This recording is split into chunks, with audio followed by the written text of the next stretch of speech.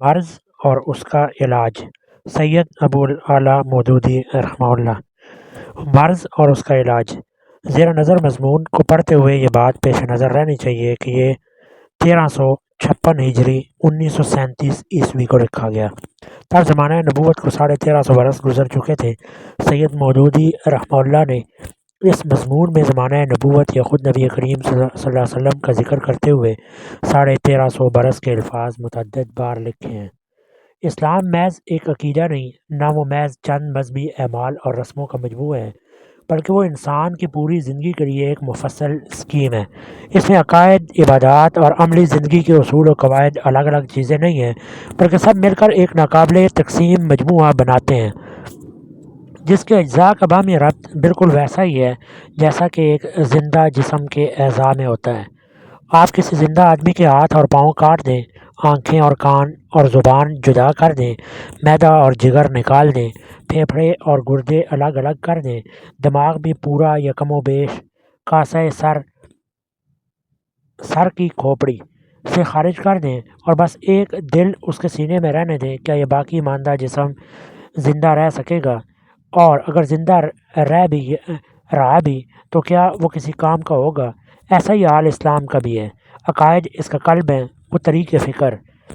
ایٹیچیوڈ of mind, نظریہ حیات، view of life, مقصد زندگی اور معیار قدر، اسٹینڈرڈ آف ویلیوز جو ان عقائد سے پیدا ہوتا ہے، اس کا دماغ ہے۔ عبادات اس کے جوارح، اعضاء اور قوائم پائے بنیادیں ہیں جن کے بل پر وہ کھڑا ہوتا ہے اور کام کرتا ہے۔ معیشت، معاشرت، سیاست اور نظم اجتماعی کے تمام وہ اصول جو زندگی کے لیے اسلام نے پیش کیے ہیں، وہ اس کے لیے معدے اور جگر اور دوسرے اعضائے رئیسیہ دل، جگر، دماغ کا حکم رکھتے ہیں۔ اس کو صحیح و سالم آنکھوں اور بے عیب کانوں کی ضرورت ہے تاکہ وہ زمانے کے احوال و ظروف کی ٹھیک ٹھیک رپورٹیں دماغ تک پہنچائیں اور دماغ ان کے متعلق صحیح حکم لگائے۔ اس کو اپنے قابو کی زبان درکار ہے تاکہ وہ اپنی خودی کا کما حق کا اظہار کر سکے۔ اس کو پاک صاف فضا کی حاجت ہے جس میں وہ سانس لے سکے۔ اس کو طیب و طاہر غذا مطلوب ہے جو اس کے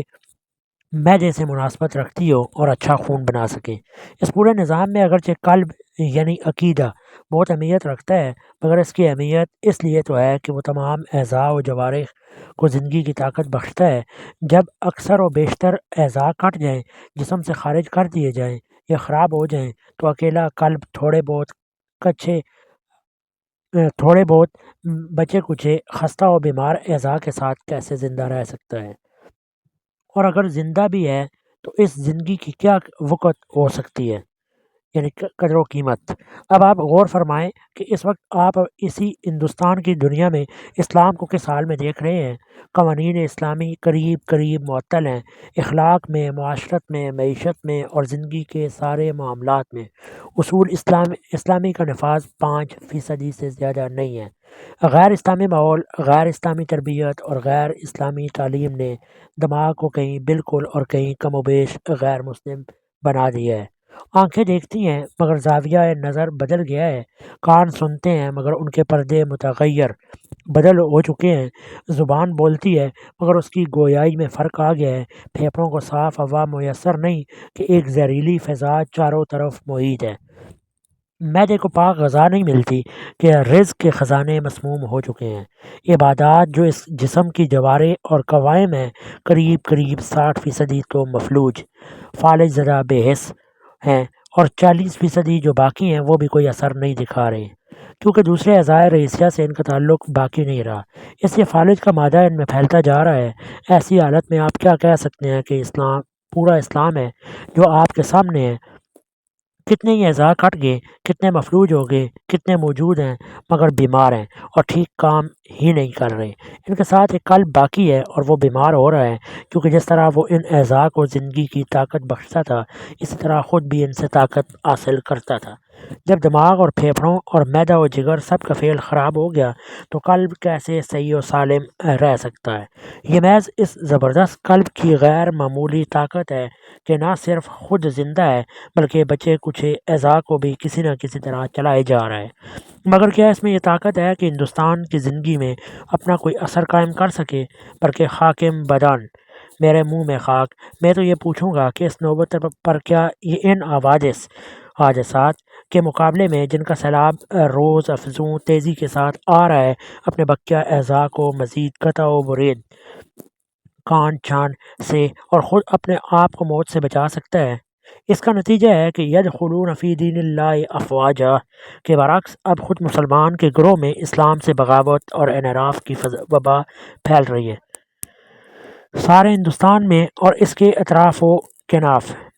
طرفیں سمتیں میں کہیں بھی نظام اسلامی اپنی پوری مشینری کے ساتھ کام کرتا ہوا نظر نہیں آتا کہ لوگ اس کے جمال و کمال کو دیکھیں اور درخت کو اس کے پھلوں سے پہچانیں۔ وہ جس چیز کو دیکھتے ہیں وہ یہی اعضاء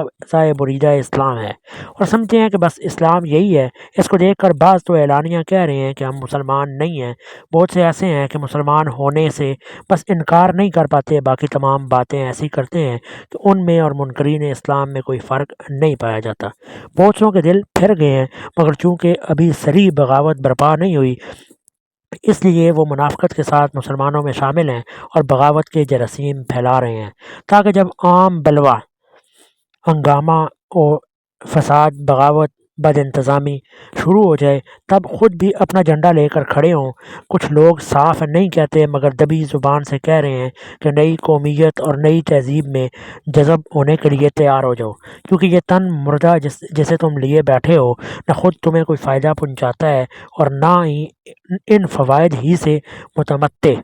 فائدہ اٹھانا ہونے دیتا ہے جو دوسروں میں جذب ہونے سے حاصل ہو سکتے ہیں۔ بعض حضرات کے نزدیک اب مسئلے کا صحیح حل یہ ہے کہ اسلام کا باضابطہ مسلح کر دیا جائے۔ وہ کہتے ہیں کہ صرف مذہبی حرکت و عمل کی حد تک مسلمان رہنا چاہیے، باقی زندگی کا سارا پروگرام وہی اختیار کر لینا چاہیے جو غیر مسلموں نے سکھایا ہے اور جس کو غیر مسلم اختیار کر رہے ہیں۔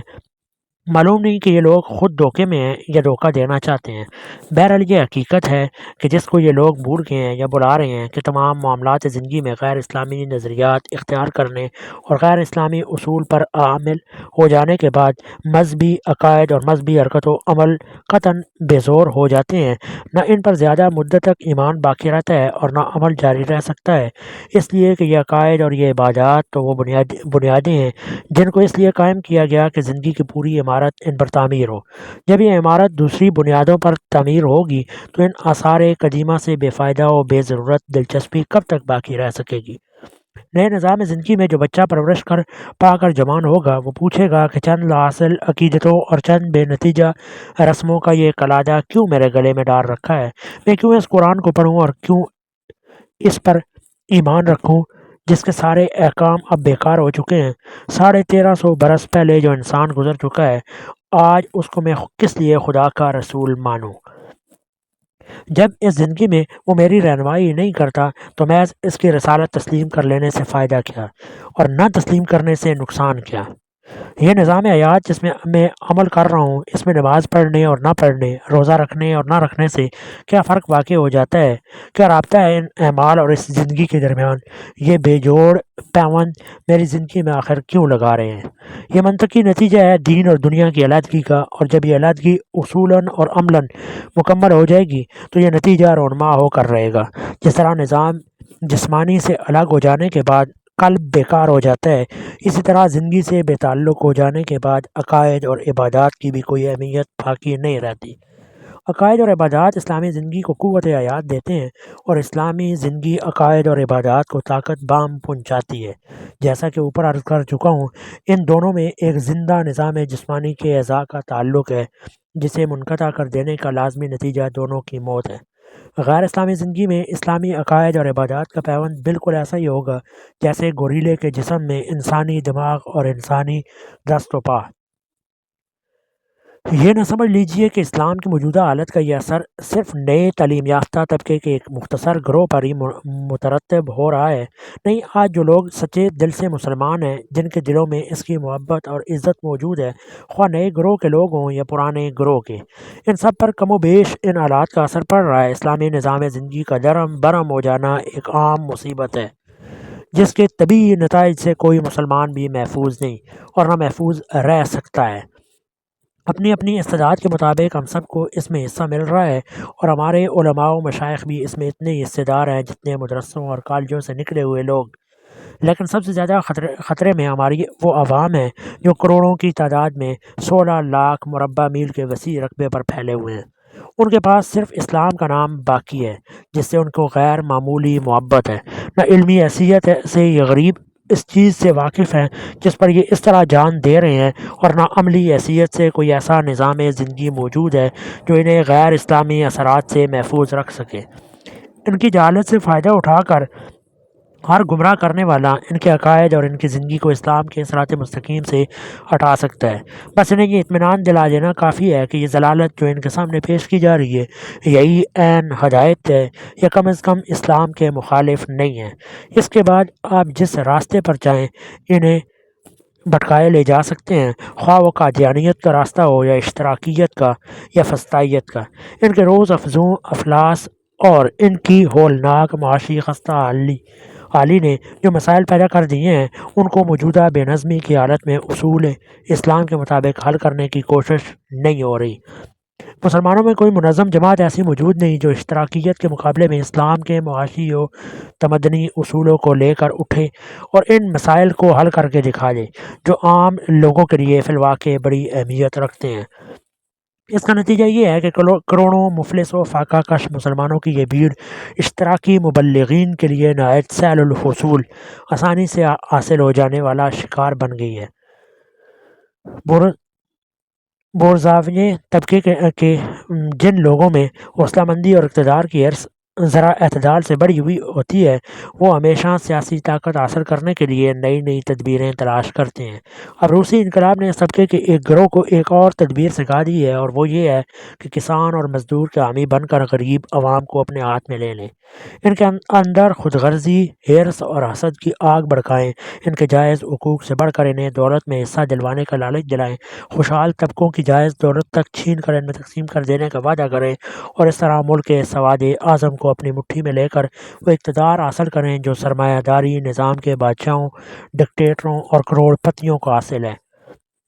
یہ لوگ غیر مسلم عوام سے بڑھ کر مسلم عوام سے توقعات رکھتے ہیں، کیونکہ معاشی حیثیت میں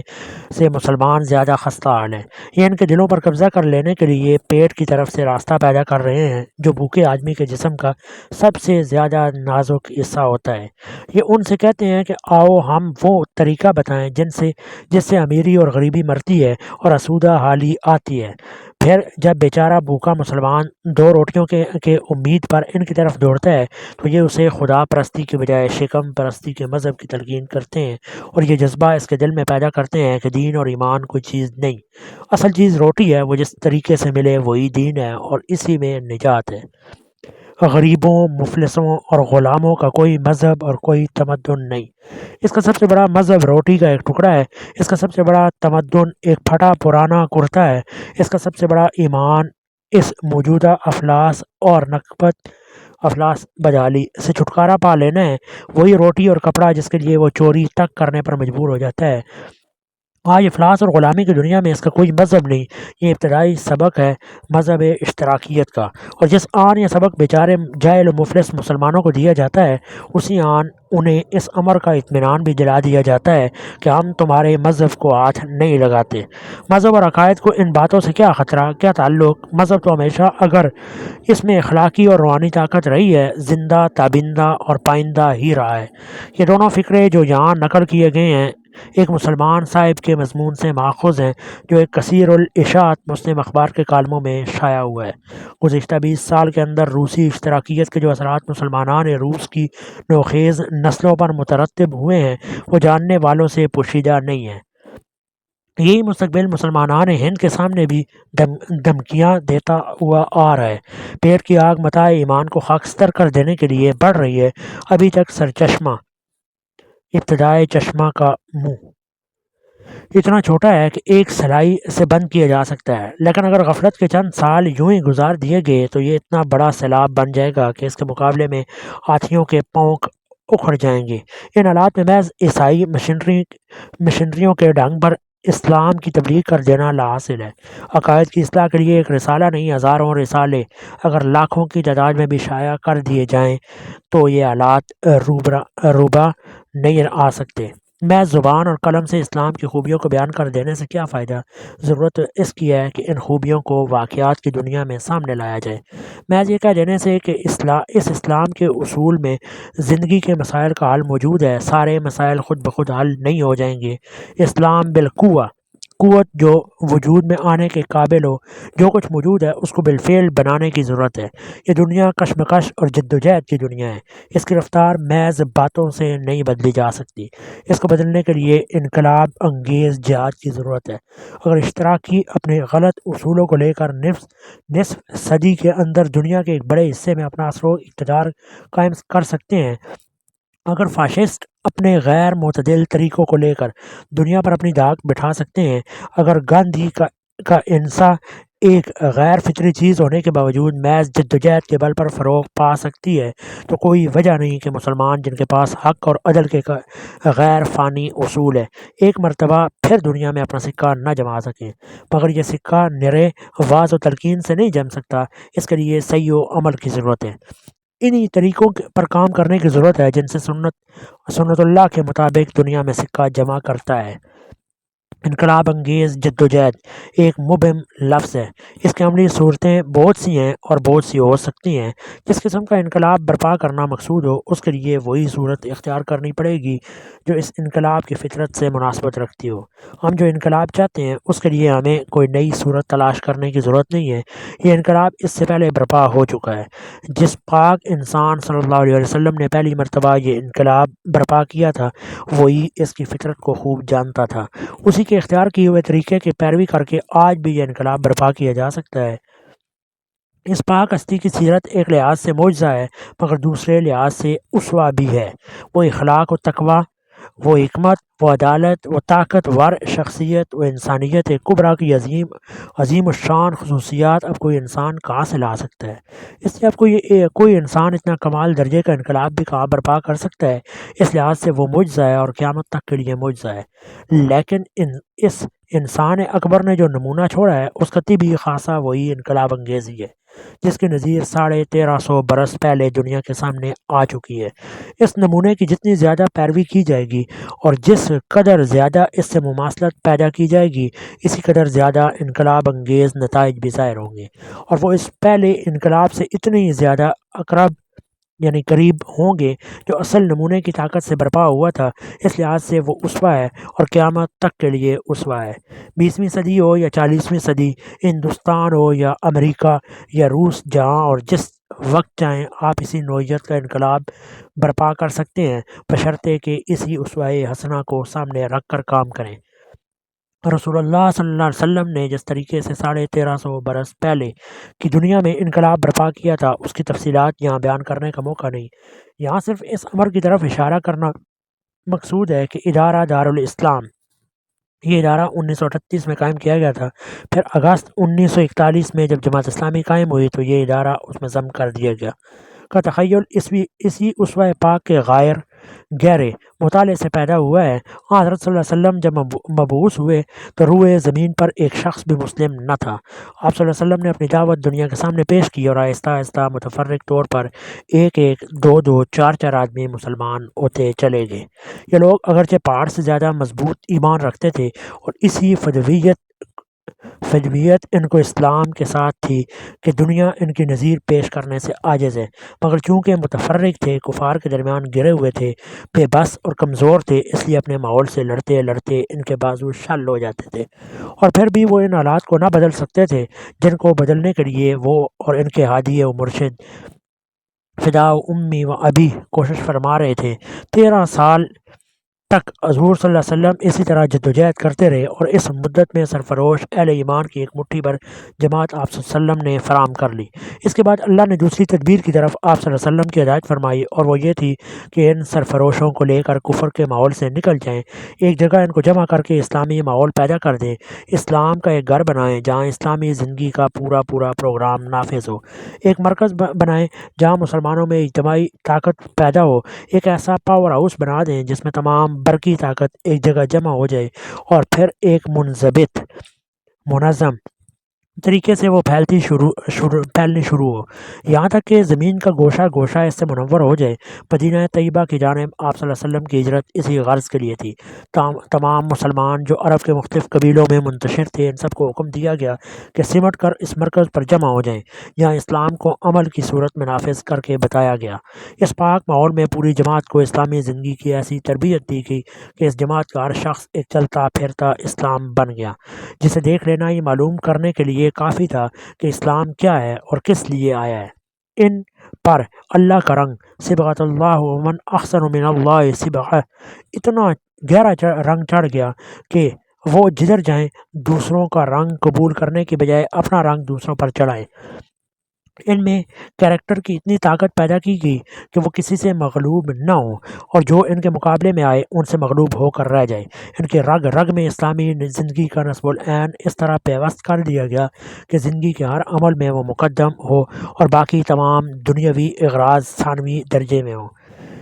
ان کو تعلیم اور تربیت دونوں کے ذریعے سے اس قابل بنا دیا گیا کہ جہاں جائیں زندگی کے پروگرام کو نافذ کر کے چھوڑیں، اور جو قرآن و سنت نے انہیں دیا ہے ہر قسم کے بگڑے ہوئے حالات کو منقلب تبدیل کر کے اسی کے مطابق ڈال لیں۔ یہ حیرت انگیز تنظیم تھی جس کا ایک ایک جز گہرے مطالعے اور غور و فکر کا مستحق ہے۔ اس تنظیم میں کام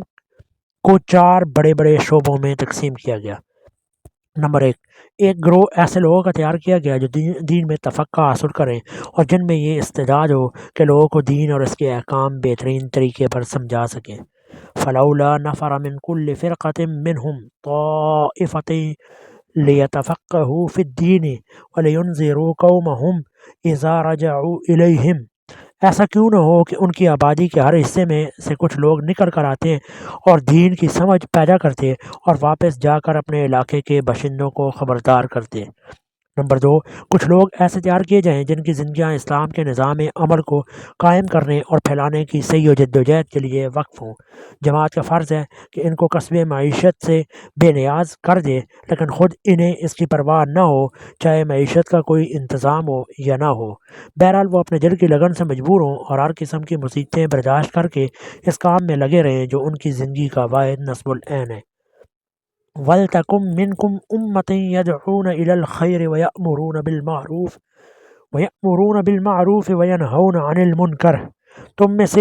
تم میں کچھ لوگ تو ایسے ضروری ہی رہنے چاہیے جو نیکی کی طرف بلائیں، برائی کا حکم دیں اور برائیوں سے روکتے رہیں۔ نمبر 3، پوری جماعت میں یہ جذبہ پیدا کیا جائے کہ ہر شخص الہ کلمت اللہ کو اپنی زندگی کا اصل مقصد سمجھے۔ وہ اپنے دنیا کے کاروبار چلاتا رہے مگر ہر کام میں یہ مقصد اس کے سامنے ہو۔ تاجر اپنی تجارت میں، کسان اپنی زراعت میں، صنع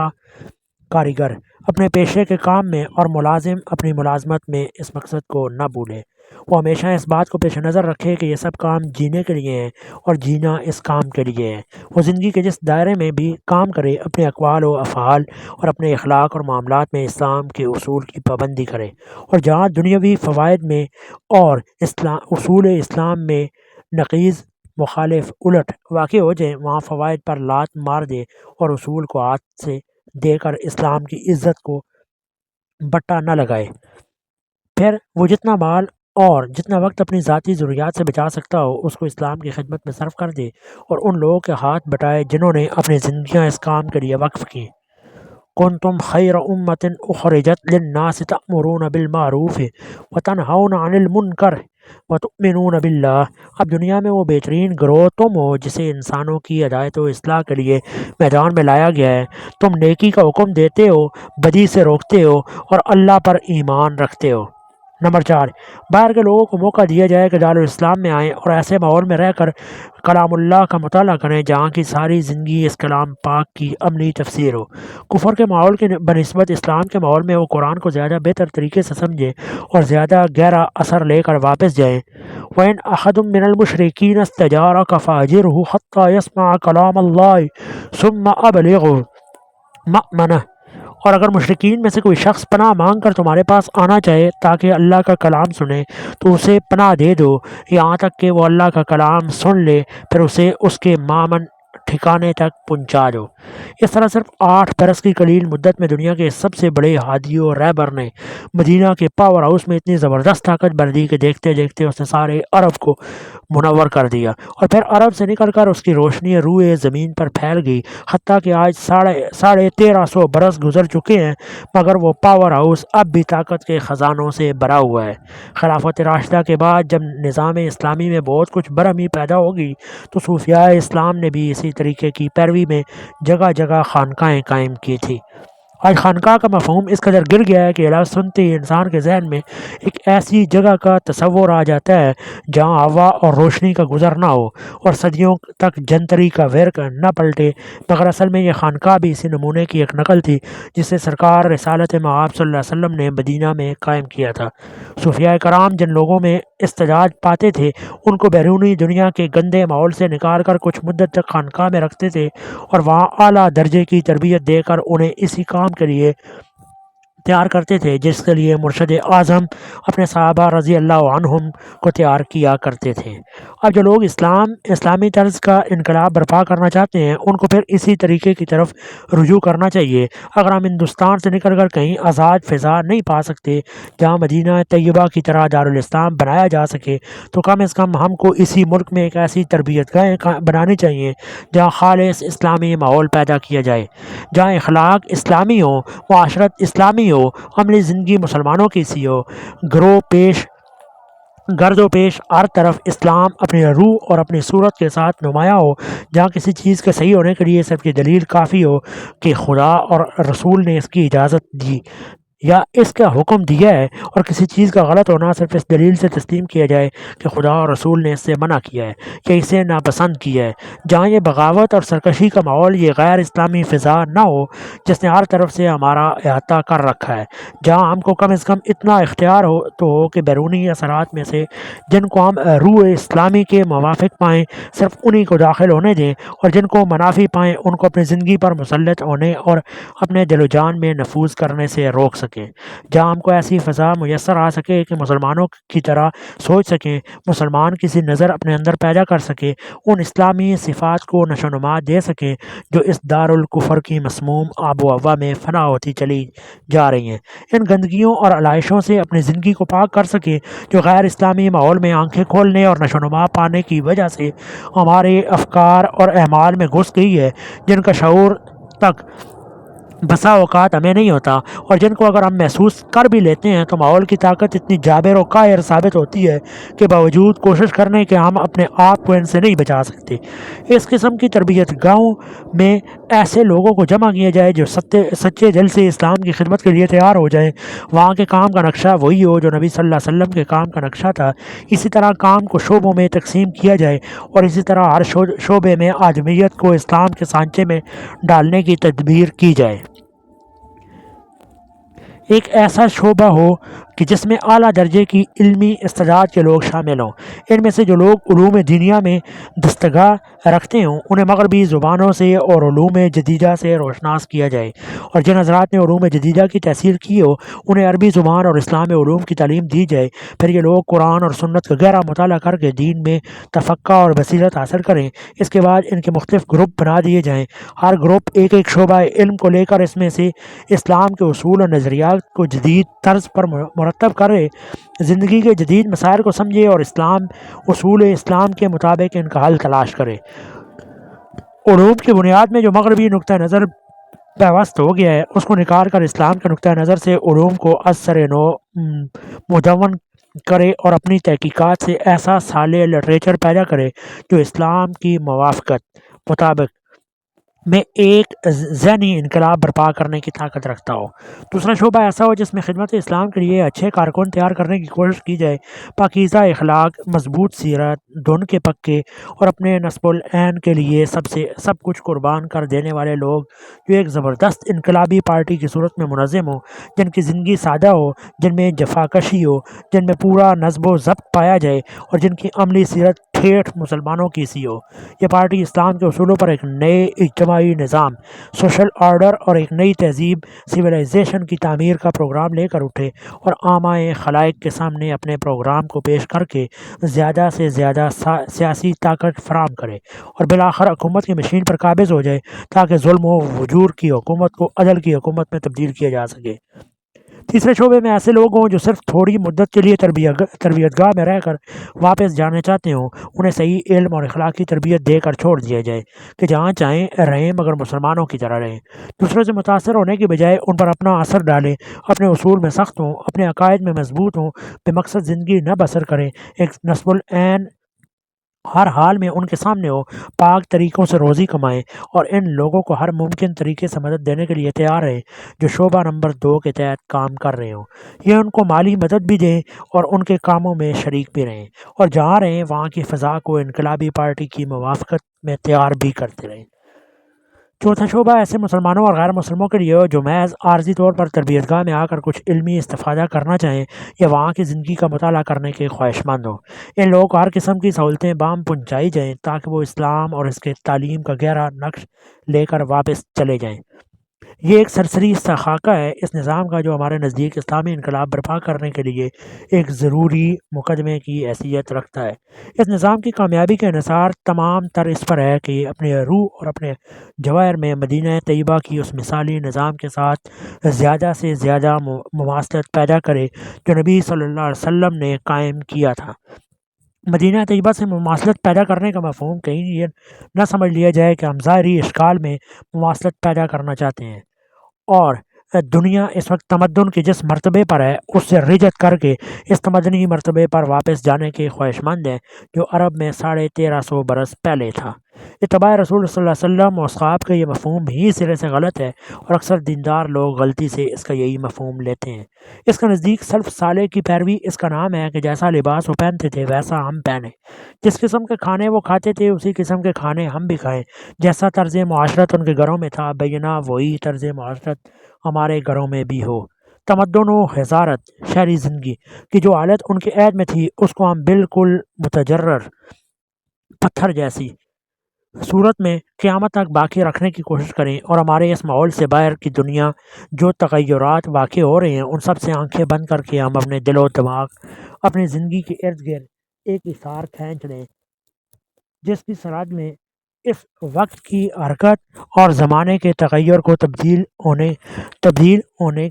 تغیر کو داخل ہونے کی اجازت نہ ہو۔ اتباع کا یہ تصور جو دور انحطاط کی کئی صدیوں سے دیندار مسلمانوں کے دماغوں پر مسلط ہو رہا ہے در حقیقت روح اسلام کے بالکل منافی ہے۔ اسلام کی یہ تعلیم ہرگز نہیں ہے کہ ہم جیتے جاگتے آثار قدیمہ بن کر رہیں اور اپنی زندگی کو قدیم تمدن کا ایک تاریخی ڈرامہ بنائے رکھیں۔ وہ ہمیں ربانیت اور قدامت پرستی نہیں سکھاتا۔ اس کا مقصد دنیا میں ایک ایسی قوم پیدا کرنا نہیں ہے جو تغیر و ارتقاء کو روکنے کی کوشش کرتی رہے، بلکہ اس کے برعکس وہ ایک ایسی قوم بنانا چاہتا ہے جو تغیر و ارتقاء کو غلط راستوں سے پھیر کر صحیح راستے پر چلانے کی کوشش کرے۔ ہم وہ قالب نہیں دیتے بلکہ روح دیتا ہے اور چاہتا ہے کہ زمان و مکان کے تغیرات سے زندگی کے جتنے بھی مختلف قالب قیامت تک پیدا ہوں ان سب میں یہی روح بڑھتے چلے جائیں۔ مسلمان ہونے کی حیثیت سے دنیا میں ہمارا مشن یہی ہے۔ ہم کو خیر امت جو بنایا گیا ہے تو اس لیے نہیں کہ ہم ارتقاء کے راستے میں آگے بڑھنے والوں کے پیچھے عقب لشکر ریئر گارڈ کی حیثیت سے لگے رہیں، بلکہ ہمارا کام امامت اور رہنمائی ہے۔ ہم مقدمۃ الجیش بننے کے لیے پیدا کیے گئے ہیں اور ہمارے خیر امت ہونے کا راز اخرجت للناس میں پوشیدہ ہے۔ رسول اللہ صلی اللہ علیہ وسلم اور آپ صلی اللہ علیہ وسلم کے اصحاب کا اصلی اسوہ جس کی پیروی ہمیں کرنی چاہیے یہ ہے کہ انہوں نے قانون طبیعی کو قانون شرعی کے تحت استعمال کر کے زمین میں خدا کی خلافت کا پورا حق ادا کر دیا۔ ان کے عہد میں جو تمدن تھا انہوں نے اس کے قالب میں اسلامی تہذیب کی روح پھونکی۔ اس وقت جتنی طبعی قوتوں پر انسان کو دسترس حاصل ہو چکی تھی، ان سب کو انہوں نے اس تہذیب کا خادم بنایا، اور غلبہ و ترقی کے جس قدر وسائل تمدن نے فراہم کیے تھے، ان سے کام لینے میں وہ کفار و مشرکین سے سبقت آگے لے جانا یا آگے بڑھنا لے گئے، تاکہ خدا سے بغاوت کرنے والوں کی تہذیب کے مقابلے میں خدا کی خلافت سنبھالنے والوں کی تہذیب کامیاب ہو۔ اسی چیز کی تعلیم خدا نے اپنی کتاب میں ان کو دی تھی، وَأَعِدُّوا لَهُم مَّا اسْتَطَعْتُم مِّن قُوَّةٍ، اور تم لوگ جہاں تک تمہارا بس چلے زیادہ سے زیادہ طاقت مہیا رکھو۔ ان کو یہ سکھایا گیا تھا کہ خدا کی پیدا کی ہوئی قوتوں سے کام لینے کا حق کافر سے زیادہ مسلم کو پہنچتا ہے، بلکہ اس کا اصلی حقدار مسلم ہی ہے۔ پس نبی صلی اللہ علیہ وسلم اور اصحاب نبی صلی اللہ علیہ وسلم کا صحیح اتباع یہ ہے کہ تمدن کے ارتقاء اور قانون طبی کے اکتشافات سے اب جو وسائل پیدا ہوئے ہیں، ان کو ہم اس طرح تہذیب اسلامی کا خادم بنانے کی کوشش کریں جس طرح صدر اول میں کی گئی تھی۔ نجاست اور گندگی جو کچھ ہے وہ ان وسائل میں نہیں ہے، بلکہ اس کافرانہ تہذیب میں ہے جو ان وسائل سے فروغ پا رہی ہے۔ ریڈیو بجائے خود ناپاک نہیں ہے، ناپاک وہ تہذیب ہے جو ریڈیو کے ڈائریکٹر کو داروغہ، محافظ، نگران، ملازموں کا سردار، ارباب نشاط، ناچنے گانے والے یا ناشر کذب و افتراء بناتی ہے۔ ہوائی جہاز ناپاک نہیں ہے، ناپاک وہ تہذیب ہے جو ہوا کے فرشتے سے خدائی قانون کے بجائے شیطانی اغوا کے تحت خدمت لیتی ہے۔ سینما ناپاک نہیں ہے، ناپاک دراصل وہ تہذیب ہے جو خدا کی پیدا کی ہوئی اس طاقت سے فحش اور بے حیائی کی اشاعت کا کام لیتی ہے۔ آج کل کے ناپاک تہذیب کو فروغ اس لیے ہو رہا ہے کہ اس کو فروغ دینے کے لیے خدا کی بخشی ہوئی تمام ان طاقتوں سے کام لیا جا رہا ہے جو اس وقت تک انسان پر منکشف ہوئی ہیں۔ اب اگر ہم اس فرض سے سبکدوش ہونا چاہتے ہیں جو الہی تہذیب کو فروغ دینے کے لیے ہم پر عائد ہوتا ہے، تو ہمیں بھی انہی طاقتوں سے کام لینا چاہیے۔ یہ طاقتیں تو تلوار کی طرح ہیں، جو اس سے کام لے گا وہی کامیاب ہوگا، خواہ وہ ناپاک مقصد کے لیے کام لے یا پاک مقصد کے لیے۔ پاک مقصد والا اگر اپنے مقصد کی پاکی کو لیے بیٹھا رہے اور تلوار استعمال نہ کرے تو یہ اس کا قصور ہے، اور اس قصور کی سزا اسے بھگتنی پڑے گی، کیونکہ اس عالم اسباب میں جو خدا کی جو سنت ہے اسے کسی کی خاطر نہیں بدلا جا سکتا۔ اس تصریح سے یہ واضح ہو جاتا ہے کہ یہ تحریک جسے میں پیش کر رہا ہوں نہ تو کوئی ارتجائی ریئیکشنری تحریک ہے اور نہ اس قسم کی ارتقائی تحریک ہے جس کے پیش نظر صرف مادی ارتقاء ہو۔ میرے پیش نظر جو تربیت گاہ ہے اس کے لیے گروکل کانگڑی، ستیا گرہ آشرم، شانتی نکیتن اور دیال باغ میں کوئی نمونہ نہیں ہے۔ اسی طرح جس انقلابی پارٹی کا تصور میرے ذہن میں ہے اس کے لیے اٹلی کی فاشسٹ اور جرمنی کی نیشنل سوشلسٹ پارٹی میں بھی کوئی نمونہ نہیں ہے۔ اس کے لیے اگر کوئی نمونہ ہے تو وہ صرف مدینۃ الرسول اور حزب اللہ میں ہے جسے نبی عربی صلی اللہ علیہ وسلم نے مرتب کیا تھا۔ ترجمان القرآن، شوال 1900